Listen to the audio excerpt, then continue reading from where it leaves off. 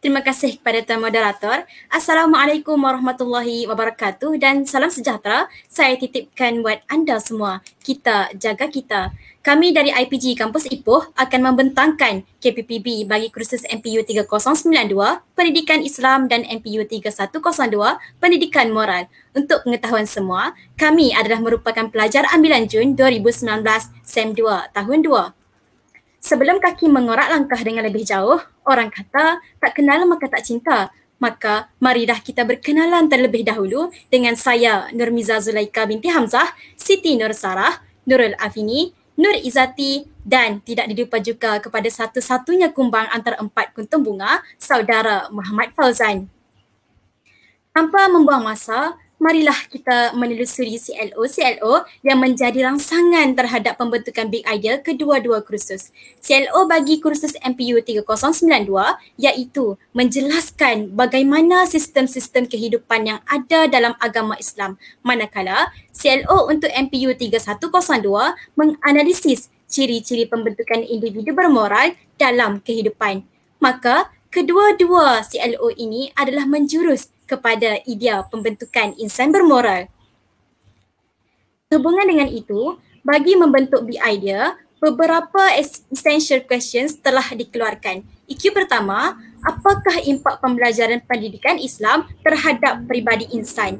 EQ kedua, bagaimanakah subjek pendidikan Islam dapat membentuk masyarakat yang bermoral? Manakala EQ ketiga adalah merupakan hasil gabung jalin kedua-dua kursus iaitu apakah yang perlu dipelajari oleh siswa guru mengenai tingkah laku individu dalam masyarakat.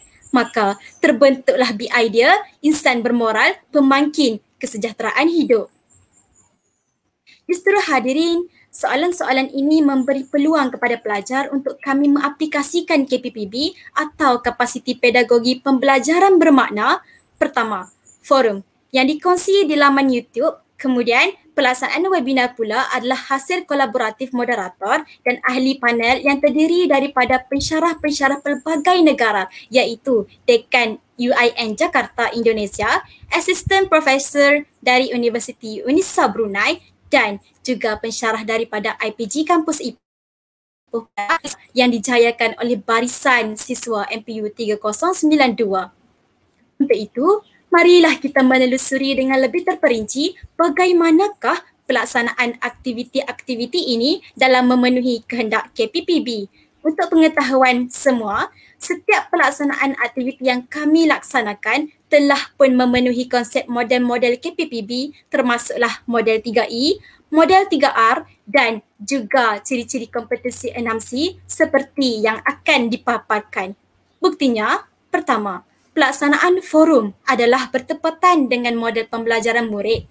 Aktiviti ini adalah merupakan sebahagian daripada tugasan kerja kursus yang meminta pelajar untuk melaksanakan bual bicara ilmiah berbentuk forum dan dimuat naik ke laman YouTube. Kami juga digalakkan untuk menerbitkan variasi bahan ilmiah seperti e-book, webinar, apps dan juga model. Seterusnya, melalui penghasilan e-book, kami sebenarnya telah mengaplikasikan model reka bentuk pembelajaran apabila berlakunya amalan pedagogi, rakan pembelajaran, persekitaran dan pemanfaatan digital. Di sini, kami mengumpulkan seberapa banyak perkongsian nota hasil olahan ahli kumpulan dengan menggunakan perisian Canva yang dizahirkan dalam bentuk buku di hujung jari dan mudah diakses di mana-mana sahaja.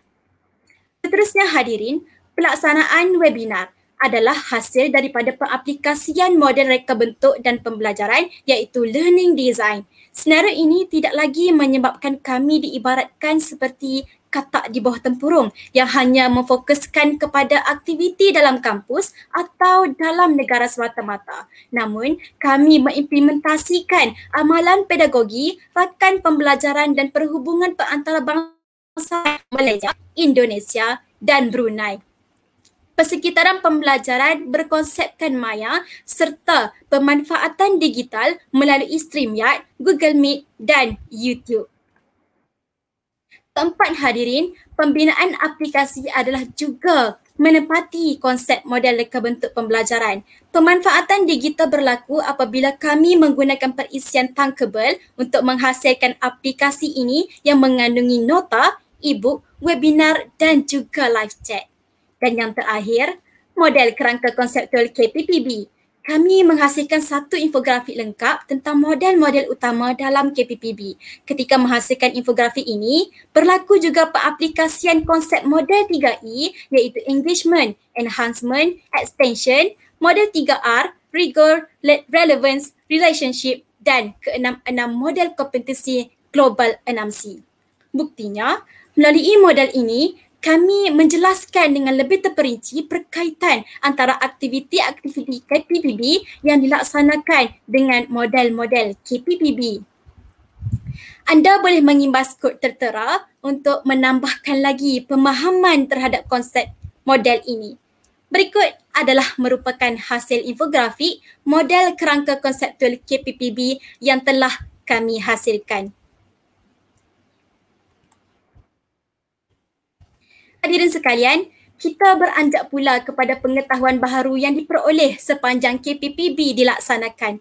Melalui webinar, kami berjaya melaksanakan jaringan pengantarabangsaan dengan Brunei dan Indonesia melalui pertukaran ilmu, budaya serta pengalaman sosial antara negara yang berbeza. Seterusnya, tidak dapat dinafikan lagi bahawa kami telah mengaplikasikan dan memanfaatkan revolusi industri 4.0 melalui jaringan ilmu pengantarabangsaaan, penerokaan database, apps coding, real Firebase, platform digital dan keusahawanan. Dan yang terakhir, sudah tentu model kerangka konseptual KPPB yang memberikan gambaran serta pemahaman yang maksimum terhadap perkaitan pembelajaran kursus dan penghasilan produk yang menepati model-model pembelajaran dalam KPPB. Untuk kekuatan atau faedah pula, walaupun negara dilanda pandemik COVID-19, namun, itu tidak menghalang kami untuk berkolaboratif dengan pihak luar. Maka, kami berhasil melaksanakan perkongsian secara kolaboratif melalui Maya sekaligus dapat meningkatkan penglibatan pelajar dan pensyarah di peringkat antarabangsa. Selain itu, pemanfaatan revolusi industri 4.0 adalah bertepatan dengan konsep dunia digitalisasi di mana capaian hanya di hujung jari. Faedah seterusnya, kami dapat menerapkan nilai keusahawanan melalui penghasilan aplikasi dan e-book yang diterbitkan. Dan yang terakhir, pembelajaran yang berlaku adalah lebih berkualiti apabila melonjakkan paradigma yang lebih dinamik. Namun begitu hadirin, sudah tentu kami terpaksa menghadapi pelbagai cabaran dan rintangan kerana jika tidak dipecahkan ruyung, mana akan dapat sagunya. Sebagai contoh, melalui pelaksanaan webinar, kami terpaksa berhadapan dengan masalah teknikal, proses mendapatkan persetujuan semua pihak yang terlibat dan sebagainya. Untuk apps pula, kami terpaksa memahami dan meneroka sendiri konsep coding, database dan real Firebase yang tidak terdapat dalam RMK kursus serta proses untuk terbitkan apps adalah sangat-sangat rumit. Begitu juga dengan e-book dan model apabila kami memerlukan pemikiran yang kritis dan kreatif dalam mengumpulkan nota dan menganalisis CLO, LO, big idea dalam membuat perkaitan dengan model-model yang bersesuaian.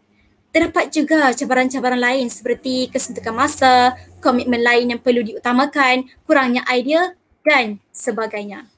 Justru, terdapat beberapa cadangan penambahbaikan yang dapat kami kemukakan. Pertama, melantik siswa guru yang mahir dalam KPPB sebagai fasilitator kepada rakan siswa yang lain.